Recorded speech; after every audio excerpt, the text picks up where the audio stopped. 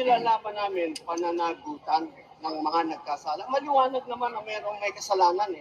Bakit hindi yun ang panagutin nila? Bakit yung mga lumalaban para sa katotohanan ang gusto nilang arestuhin? Tama.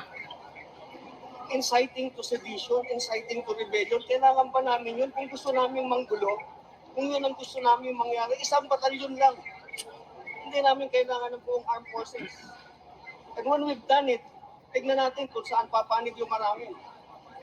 Ganun lang yun eh, pero inciting to sedition, imposible yan. Officer ng Armed Forces of the Philippines, buong buhay niya, binigay niya para sa atin.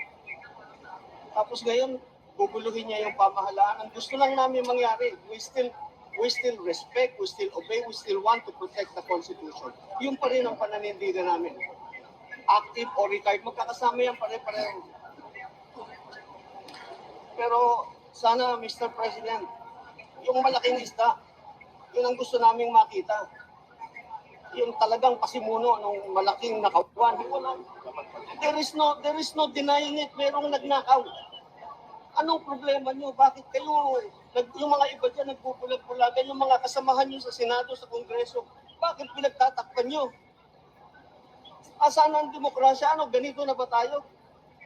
Hi,